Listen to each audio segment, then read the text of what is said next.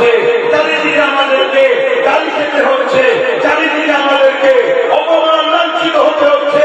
শুনে রেখে দাও, কোন মুসলমান নামধারী কোন দলের জন্য যদি মারপিট করে সেটা তার বিষয়, তার দলের বিষয়, ইসলামের সঙ্গে কোন সম্পর্ক নাই। ইসলাম দিনের কথা মানে, ইসলাম ভাতৃত্বের নাম, ইসলাম মানববন্ধনের নাম, ইসলাম হরিতের নাম, ইসলাম খোদার থেকে খানা খাওয়ার নাম, ইসলাম বস্ত্রহীনকে বস্ত্র দিবার নাম, ইসলাম মানুষ জাতিকে বাঁচাবার নাম। ইসলাম বলছে আপনি যদি কোন একটা অসহায় মানুষকে বাঁচান, সে মুসলমান হোক, হিন্দু হোক, যে কোনো ধর্মের হোক, একটা নির্দোষ মানুষ, অসহায় মানুষ, তার উপরে জুলুম হচ্ছে, আপনি যদি তাকে ইসলামের হাত থেকে বাঁচান, ইসলাম বলছে কোন মানুষ জাতিকে আপনি বাঁচাবেন। বলে বলুন সুবহানাল্লাহ। ইসলাম শিক্ষা দিচ্ছে আপনি যদি কোন জুলুম করেন, কোন একটা মানুষের উপর অত্যাচার করেন, আপনি যেন কোন মানুষ জাতির উপর অত্যাচার করলেন।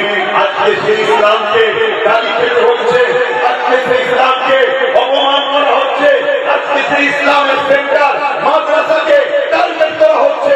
তথাকথিত নামধারী মুনাফিক মুসলমান ডাক্তারদের জন্য, কেন তারা নামে মুসলমান, কর্মশীল এজেন্ট, আজকে এই সুযোগগুলোকে কাজে লাগিয়ে সমাজের দিকে দেখাচ্ছে, দেখো মুসলমানরা কেমন জুলুম করে, মুসলমানরা কেমন অত্যাচার করে, মুসলমানরা কেমন হিংসা করে।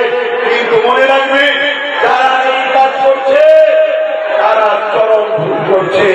একটা লোক ভুল করা মানে পুরো জাতিকে দোষ দেওয়া যায় না।